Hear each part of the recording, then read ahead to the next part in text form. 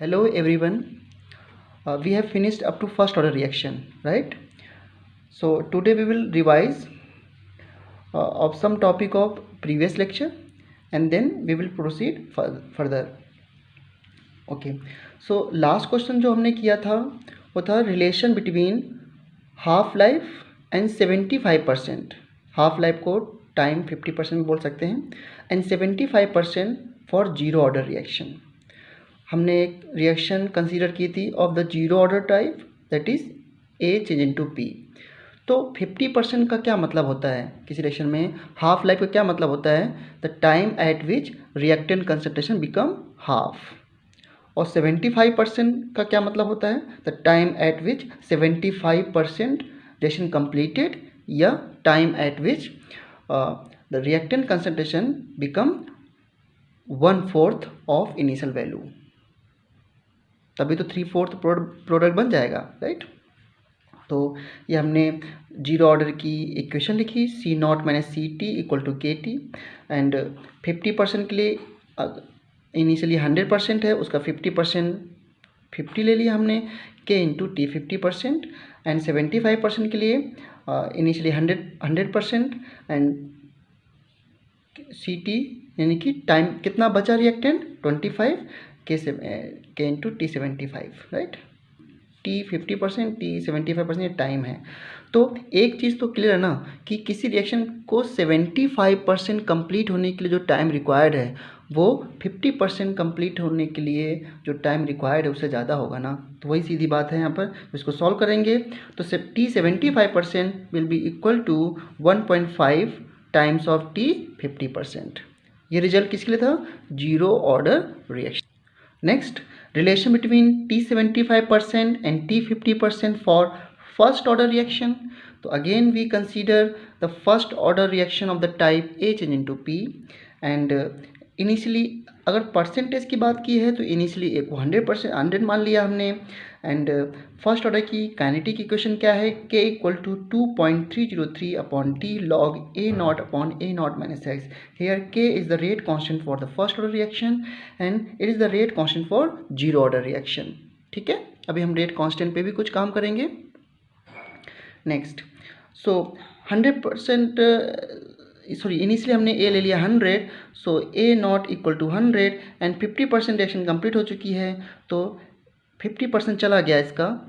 ठीक है, तो प्रोडक्ट 50% बना है तो ये कितना बचेगा? ये भी 50% बचेगा. तो 100 - x की जगह क्या लेना पड़ेगा हमको? 50 and K = 2.303/T 50% log 100/100 - 50.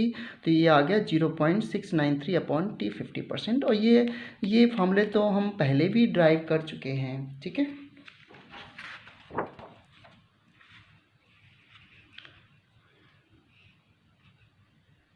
Okay. So and rate constant will be same for 75% in first order reaction. तो टाइम T 75% हमने पुट कर दिया log 100/100 - 75%. ठीक है, x चला गया जो जा रहा है भाई 75% का मतलब है कि रिएक्शन 75% कंप्लीट हो गई. तो यानी कि इनिशियल से 75% चला गया प्रोडक्ट में. ठीक है, सो यहाँ पे हमने पुट कर दिया. सो इसके बाद हमने प्रीवियस 50% में ये हमारे एक्सप्रेशन आएगा. सो वहाँ पे हमने पुट कर दिया. इसको सॉल्व करेंगे तो टाइम 75% = 2 × टाइम 50%. ये बहुत इम्पॉर्टेंट रिजल्ट है. इसको आप सॉल्व कर सकते हो, इसमें ज़रूरी नहीं कि आप इसको देख के करें. अब इसी पे बेस्ड मैं आपको 2 क्वेश्चन और देता हूँ, इसके आंसर सभी लोग मुझे सेंड करेंगे. What is the relation between T half यानी T 50% and T 99.9%? And what is the relation between T 50% and T 90%?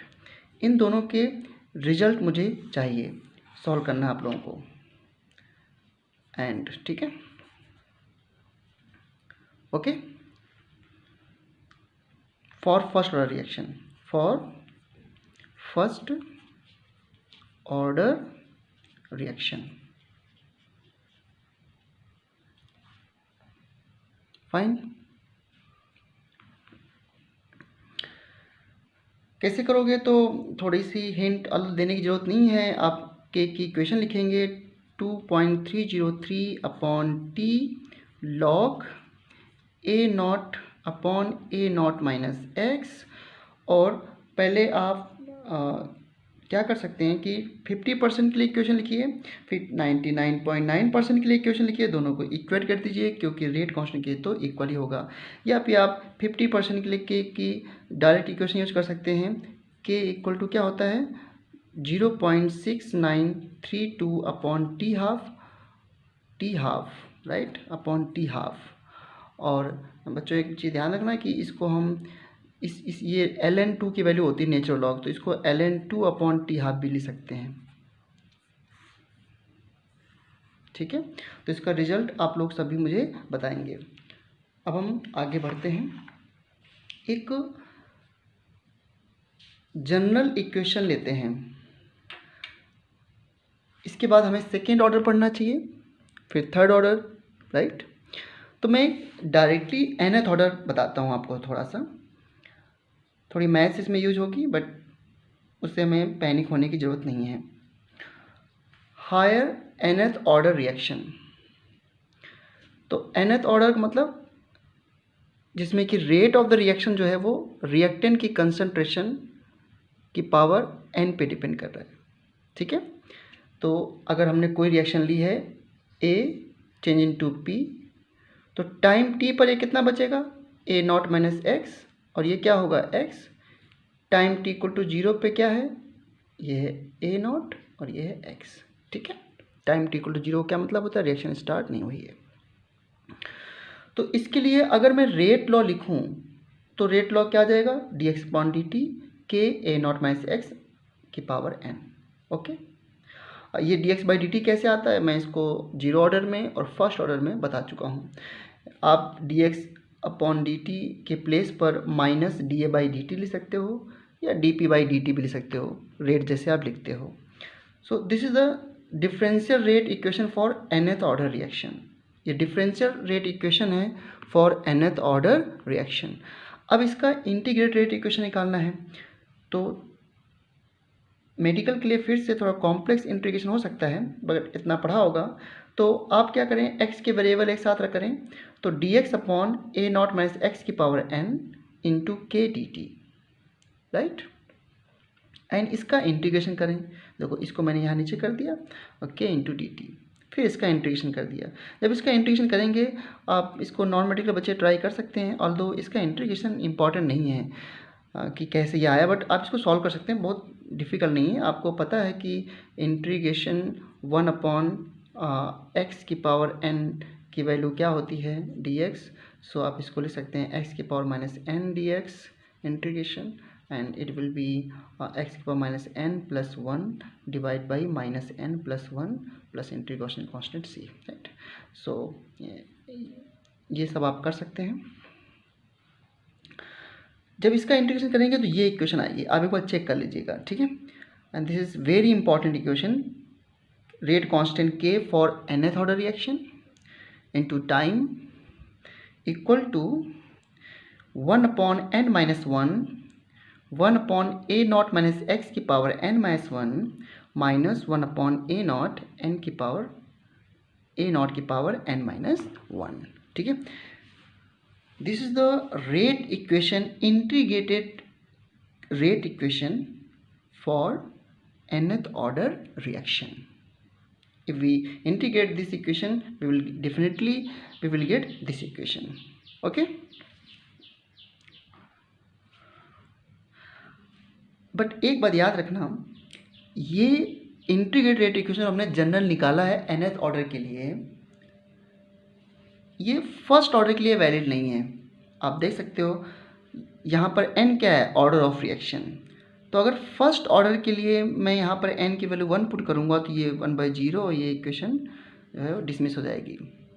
ठीक है, तो this equation is not valid for first order reaction, but from this equation you can find the rate equation for the zero order, second order, third order and fourth order, but higher order की reaction possible नहीं होती हैं।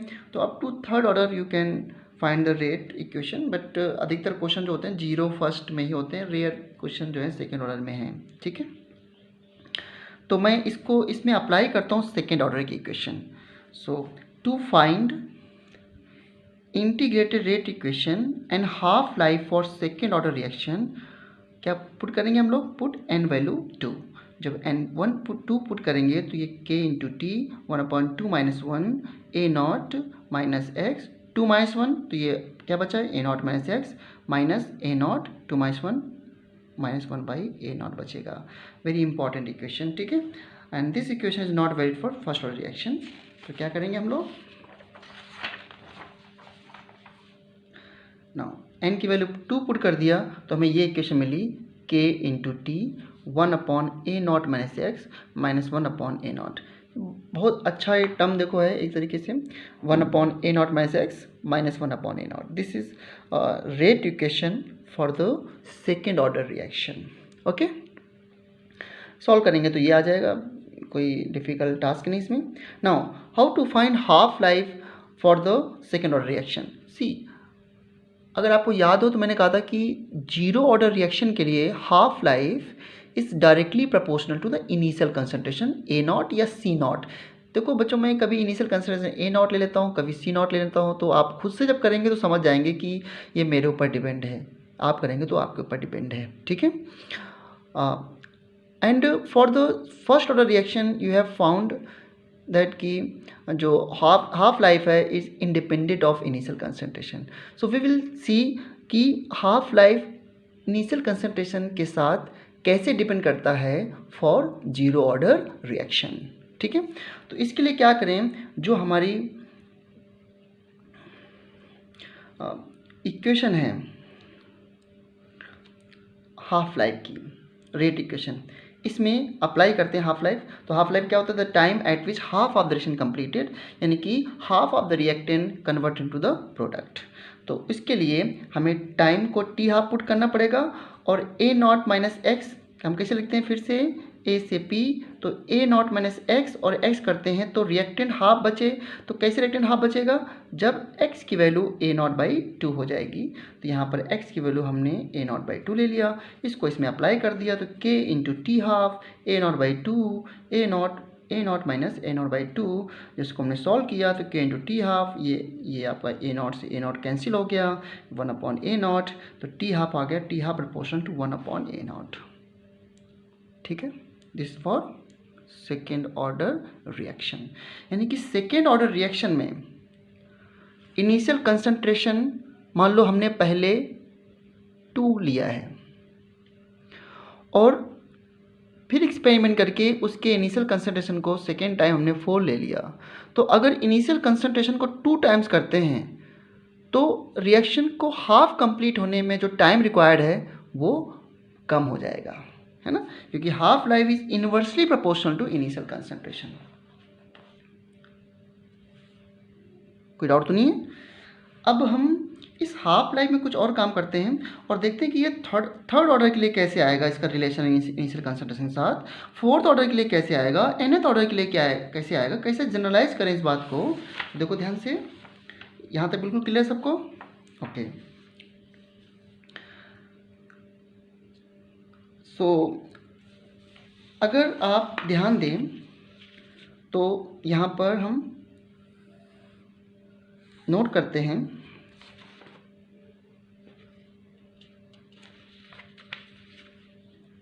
Okay. सो मैं फिर fresh page से बताता हूँ. अब मोर अबाउट हाफ लाइफ. मान लो कोई रिएक्शन चल रही है ए से बी और ए का इनिशियल कंसंट्रेशन है A naught. Okay, correct. Half life में इसकी वैल्यू क्या बचेगी? हाफ लाइफ 1 में क्या बचेगी? ए नॉट बाई 2. यहाँ तो सभी लोग एग्री कर रहे हैं. दूसरी हाफ लाइफ मान लो यहाँ पे मिली, ये हाफ लाइफ 2 हो गई, हाफ लाइफ 2. तो अब दूसरी हाफ लाइफ के लिए इनिशियल कंसंट्रेशन क्या हो जाएगी? ये वाली. तो अब क्या बचेगा? ये इसका फिर से हाफ, यानी कि A naught by 2 divide by 2. Third half life यहाँ मिली तो इस बार जो ए नॉट बाई 4 आया उसका फिर से हाफ कर दो. समझ रहे बात को आप लोग? ठीक है, तो देखो यहाँ पे मैंने बता दिया है कि इस रिएक्शन में फर्स्ट हाफ लाइफ में इनिशियल कंसंट्रेशन हाफ हो गई. सेकेंड हाफ लाइफ में ये कंसंट्रेशन फिर से हाफ हो जाएगी. देखो second half life second half life one initial अब ये हो गई तो ए नॉट बाई टू का फिर से divide by to, a naught by two का स्क्वायर।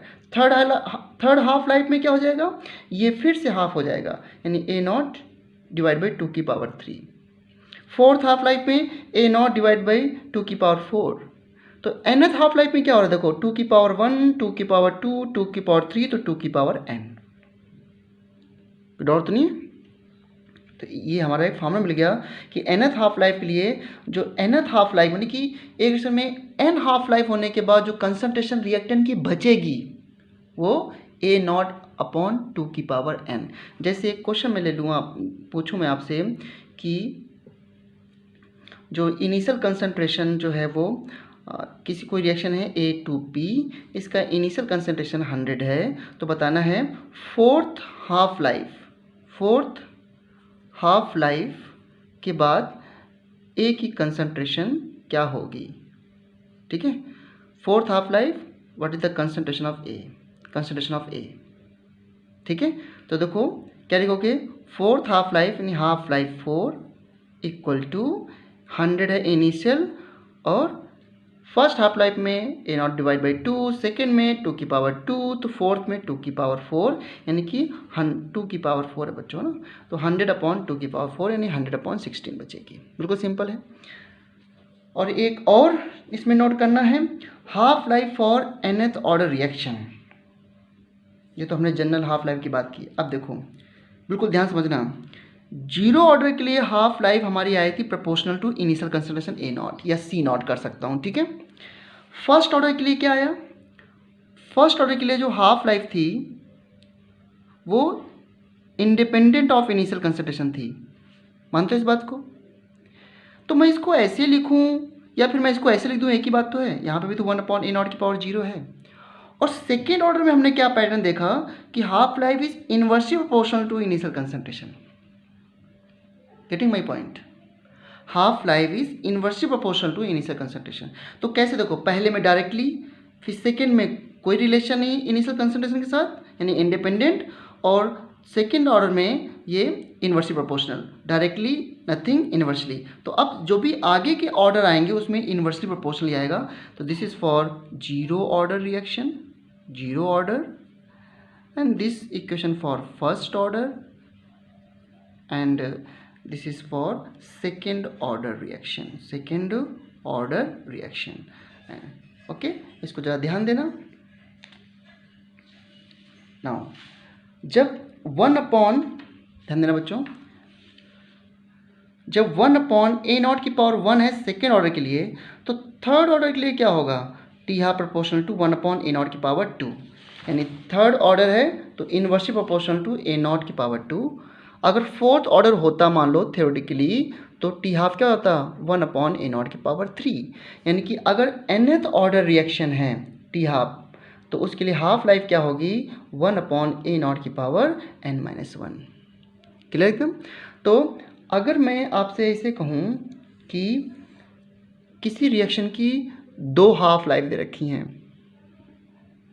हाफ लाइफ 1 जिसमें कंसंट्रेशन है A1 और हाफ लाइफ 2 जिसमें कंसंट्रेशन है A2, क्योंकि एक रिएक्शन की कई सारी हाफ लाइफ हो सकती हैं। जरूरी तो नहीं कि पहले हाफ लाइफ में रिएक्शन खत्म हो जाए। पहली हाफ लाइफ में रिएक्टेंट आधा होगा, सेकेंड हाफ लाइफ में जो आधा रिएक्टेंट बचा वो फिर से आधा हो जाएगा, थर्ड हाफ लाइफ में वो फिर से आधा हो जाएगा। तो दो हाफ लाइफ दे रखी, मान लो पहला हाफ जो आया वो A1 पर और दूसरा रिएक्टेंट जो है वो टी हाफ 2 में A2 है। तो अगर हम इन दोनों को डिवाइड कर दें, T half 1 upon T half 2 for the same reaction, तो from this formula T half 1 A1 n की पावर -1 और टी हाफ 2 A2 n की पावर -1। ठीक है, इससे हमने दो इक्वेशन बना ली, कोई दिक्कत नहीं, और फिर दोनों को डिवाइड कर दिया, तो हमारा ये रिजल्ट आ जाएगा T half 1 upon T half 2 A2 upon A1 की पावर n-1। समझ गए ना आप लोग? इसमें क्या करना है आपको, टी हाफ 1 ए नॉट के प्लेस पर A1, t half 2 a not के प्लेस पर A2, एंड दोनों इक्वेशन डिवाइड कर दो, यू विल गेट दिस। इस इक्वेशन से हम we can find the order of reaction. मैं इस पे एक क्वेश्चन में लेता हूँ, ठीक है। Determine order of following data.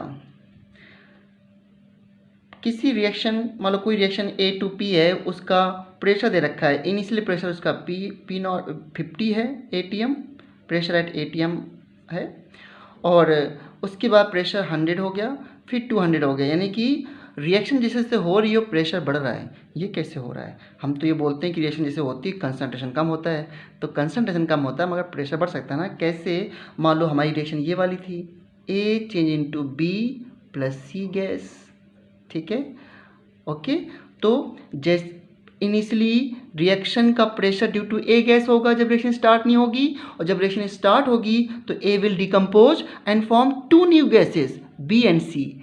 So we have 3 gases in container now, A gas जो बच गई है और बी गैस सी गैस, यानी जैसे जैसे रिएक्शन आगे बढ़ती जाएगी बी गैस और सी गैस के मोल्स बढ़ते जाएंगे और प्रेशर भी बढ़ता जाएगा, क्योंकि हम ज़्यादा गैसेस हमको मिल रही हैं रिएक्शन में। इसलिए देखो जैसे रिएक्शन आगे बढ़ रही है तो प्रेशर बढ़ता जा रहा है, क्योंकि नंबर ऑफ मोल्स बढ़ रहे हैं इसी वजह से, ठीक है। टोटल तो प्रेशर 50, 100 और 200 है। अब देखो यहाँ पे कैसे डबल हो रहा है ना। और इनकी हाफ लाइफ में, पहली हाफ लाइफ 3.64 है, सेकेंड हाफ लाइफ 1.82 है और थर्ड हाफ लाइफ 0.91 है। यानी कि जैसे जैसे हाफ लाइफ, ये जो पहले 3.64 मिनट मान लेते हैं, 3.64 मिनट है, उसमें प्रेशर इसका 50 था, फिर हाफ लाइफ 1.82 है तो और बढ़ गया, यानी टाइम के साथ ये बढ़ रहा है।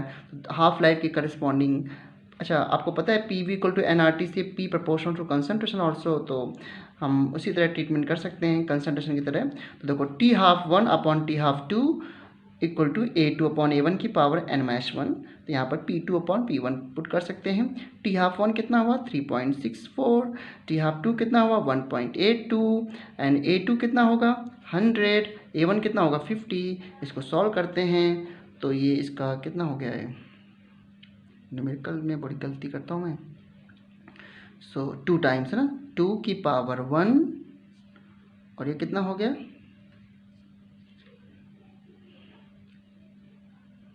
2 की पावर n-1, ठीक है। सो ये हो गया 1 equal to n-1, so n की वैल्यू क्या आ जाएगी 2। This is a second order reaction. एकदम क्लियर है। सो अब हमारे लिए थर्ड ऑर्डर की इक्वेशन, रेट इक्वेशन निकालना बिल्कुल आसान है। हम क्या करेंगे कि ये वाली इक्वेशन जो हमने nth ऑर्डर के लिए लगाई थी उसी में थर्ड ऑर्डर की इक्वेशन भी हम निकाल सकते हैं, याद है। बट सच में बच्चों हमें थर्ड ऑर्डर की इक्वेशन की जरूरत नहीं पड़ेगी, इसलिए मैंने nth ऑर्डर के लिए बता तो दिया है, बट सेकेंड ऑर्डर तक ही ओके होगा, ठीक है।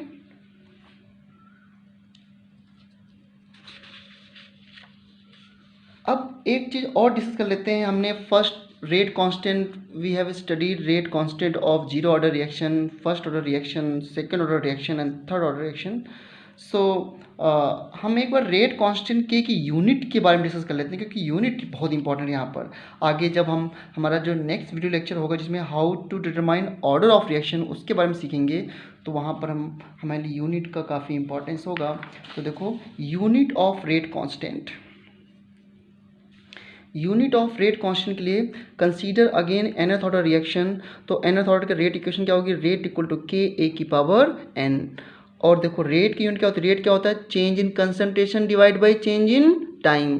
तो चेंज इन कंसंट्रेशन की यूनिट क्या होगी मोल पर लीटर, टाइम पर नीचे सेकेंड आ गया तो मोल पर लीटर पर सेकेंड, और k इंटू a की पावर n, तो मोल की पावर n लीटर की पावर n, क्योंकि कंसंट्रेशन है, कंसंट्रेशन क्या होता है मोल पर लीटर, ठीक है। nth ऑर्डर की इक्वेशन जनरल लिख लिया हमने और उसमें यूनिट सब लिख रहे हैं। यहाँ पे कंसंट्रेशन की यूनिट लिख दिया और यहाँ पर रेट की यूनिट लिख दिया। इसको जब सॉल्व करेंगे देखो लीटर की पावर n ऊपर चला जाएगा, मोल की पावर n नीचे आ जाएगा, तो इसलिए मोल की पावर 1 - n हो गया, लीटर ऊपर गया है, लीटर की पावर n-1 हो गया, ये लीटर जब ऊपर जाएगा तो और second inverse. This is the general unit for all order reaction and this is very important. कभी कभी यूनिट सिर्फ दिया होता है और ये नहीं बताते कि कौन सा ऑर्डर की इक्वेशन लगानी है, तो यूनिट देख के पता लगा लो कि उस रिएक्शन का ऑर्डर क्या था, ठीक है ना। तो देखो अगर मैं आपसे कहूँ कि फाइंड यूनिट ऑफ के, अगर मैं आपसे क्वेश्चन दूँ find unit of rate constant K for first order reaction, first order reaction. तो क्या करोगे बच्चों, फर्स्ट ऑर्डर के लिए n की वैल्यू 1 पुट कर दोगे, तो मोल की पावर 1 माइनस 1, तो मोल की पावर 0, तो ये 1 हो गया। लीटर की पावर 1 माइनस 1, तो लीटर की पावर 0 हो गया, सेकेंड इनवर्स। तो k की यूनिट क्या आ जाएगी, ओनली सेकेंड इनवर्स। बिल्कुल क्लियर है? ओके। एक क्वेश्चन और बिल्कुल बेसिक सा है, ये भी मुझे अभी पूछना आपसे कि what is specific reaction rate. यह क्वेश्चन ऐसे आ जाए डिफाइन रेट कांस्टेंट, अब ये क्वेश्चन बोर्ड में आ सकता है, ठीक है। स्पेसिफिक रिएक्शन रेट या डेफिनेशन ऑफ रेट कांस्टेंट क्या होगा। देन फिर से लेते हैं कोई फर्स्ट ऑर्डर सेकंड ऑर्डर कोई भी रिएक्शन लिख लो। मान लो ये nth ऑर्डर रिएक्शन है, rate equal to K A की पावर n, जहाँ पर रेट क्या हो सकता है dx by D T minus D A by D T. Rate को मैंने कई बार लिखा है, तो ये किसके लिए लिख रहा हूँ मैं, ये equation for reaction a to p type, right. अगर मैं इसमें कंसनट्रेशन 1 ले लूँ, यूनिटी ले लूँ, तो रेट क्या बचेगा, रेट इक्वल टू के। तो रेट क्या हो सकता है, इट में b minus D A by D t और इट में b d x by D t. तो ऐसा हो जाए कि रेट कांस्टेंट के बराबर हो जाए, तो उसे बोलते हैं स्पेसिफिक रिएक्शन रेट, ठीक है। देखो, सो अगर मैंने डिफाइन करना रेट कांस्टेंट, तो मैं बोलूँगा so rate constant is the rate of reaction, rate constant के, सो रेट कांस्टेंट के is the rate of reaction when the concentration of reactant is taken as unity। यही स्पेसिफिक रिएक्शन रेट है। तो जब कभी भी पूछे कि स्पेसिफिक रिएक्शन रेट क्या होगा, तो प्लीज़ रिएक्टेंट की कंसंट्रेशन को 1 ले लेना जल्दी से, ओके। तो रेट कांस्टेंट के की डिफिनेशन आ सकती है, तो बोलेंगे rate constant K is the rate of reaction when the concentration of the reactant is unity. Very simple, okay. Okay, so अब कुछ बेसिक क्वेश्चन सॉल्व करते हैं, जिसे find order of the reaction of the type H into P from the following data. ये छोटा सा data दे रखा है और पूछा इसका ऑर्डर क्या होगा। अब 1 सेकेंड का क्वेश्चन है ये। वैसे देखो रेट, तो मान लेते हैं इसका लेट, पहले आप लोग इमीडिएटली इसका रेट लॉ लिख रहे हैं, let rate law of for given reaction is rate equal to k a की पावर n, ठीक है, ये m मान लो। अब देखो इसमें कुछ सॉल्व करने की जरूरत नहीं है। अगर रिएक्टेंट कंसंट्रेशन 1 है तो रेट 1 रहता है। अच्छा, ये कब हो सकता है, जब मैं इसको 1 लूँ और रेट भी 1 रहे, तो पावर क्या होनी चाहिए फिर 1। यहाँ पे देखो, अभी आगे देखते हैं। अगर कंसंट्रेशन 2 लेते हैं तो रेट 8 हो गया, ये क्या हुआ। अगर मैं इसको 2 लूँ तो ये 8 आ गया, तो पावर क्या होनी चाहिए बताओ। इसको 2 लेने से रेट 8 हो जाए तो पावर क्या होनी चाहिए 3। और अगर मैं कंसंट्रेशन को 3 लेता हूँ तो रेट 27 आ रहा है, यानी कि पावर क्या होनी चाहिए 3। तो फिर पहले वाले में अगर मैं यहाँ पे 1 लूँ और रेट भी 1 आ रहा है, तो पावर 3 हो 2 हो कोई फ़र्क नहीं पड़ता। तो इसका ऑर्डर क्या आ गया, ऑर्डर इक्वल टू 3। ऑर्डर ऐसे तो आता है। अगर मैं कहूँ कि इसको 4 टाइम्स करने से रेट 16 टाइम्स हो रहा है, इसको 4 करने से रेट 16 हो, तो पावर क्या होना चाहिए 4 की पावर 2 होना चाहिए। सिंपल सा है बिल्कुल। तो ये हो गया, ऑर्डर 3 हो गया, इसमें कुछ सॉल्व करना ही नहीं है। इस तरह ऑब्जेक्टिव क्वेश्चन आ सकते हैं। एक देखो और इंटरेस्टिंग सा question, for the reaction type H into P this experimental data is given, ठीक है। कंसंट्रेशन A है इनिशियली 0.0025, करस्पॉन्डिंग जो रेट है, अब रेट को minus D A by D T या D P by D T ले सकता हूँ। तो करस्पॉन्डिंग रेट दे रखा है 10 × 10 की पावर माइनस 5। इस कंसंट्रेशन पर ये रेट है और इस कंसंट्रेशन पर ये रेट है। वैसे मैं इसको 1 सेकेंड में कर सकता हूँ और आप भी कर सकते हैं। देखो कंसंट्रेशन ए की डिक्रीज हो रही है और रेट जो है कंसंट्रेशन ए की इंक्रीज हो रही है और रेट डिक्रीज हो रहा है। अब बताओ, पहले वही करेंगे, लेट रेट लॉ इस तरह लिखेंगे। पहले लेट रेट लॉ, जो रेट लॉ है वो क्या है, rate equal to K A की पावर एन। अब बताओ मुझे, देखो यहाँ कैसे डिक्रीज हो रही है। अगर ये देखो नीचे 2 टाइम्स होता जा रहा है, ये इसका 2 टाइम्स हो गया, ये इसका 2 टाइम्स हो गया, यानी कि कंसंट्रेशन को अगर मैं 2 टाइम्स करता जा रहा हूँ तो रेट जो है ना वो हाफ होता जा रहा है। अब बताओ मैं इसको 2 टाइम्स करूँ और ये 1/2 आ जाए, क्या बोलोगे इसको? पावर क्या होना चाहिए? -1। तो इसको ऑर्डर क्या आ जाएगा? -1। नहीं सॉल्व, देखते मैं सॉल्व करके वैसे नहीं समझ आया। अगर कंसंट्रेशन को 2 टाइम्स करते जा रहे हैं तो रेट जो है वो 1/2 टाइम्स हो रहा है, तो यानी कि ऑर्डर क्या हो गया? -1।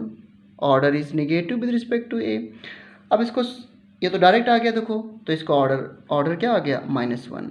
अब इसको अगर बोर्ड में क्वेश्चन आता है और सॉल्व करना पड़े तो क्या करोगे? तो apply rate law for 2 reading, कोई 2 रीडिंग के लिए रेट लॉ ले लिया हमने।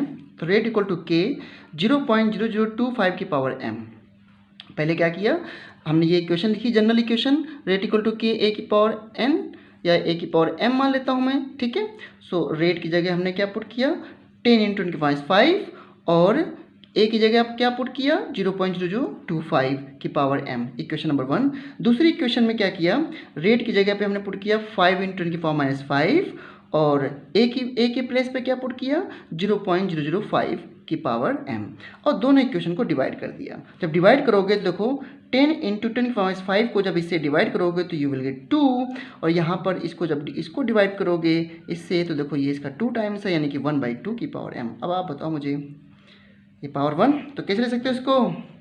विच इम्प्लाइज 2 की पावर 1 इक्वल टू 2 की पावर -m, ठीक है। सो m इक्वल टू -1 आ गया आंसर, ठीक है।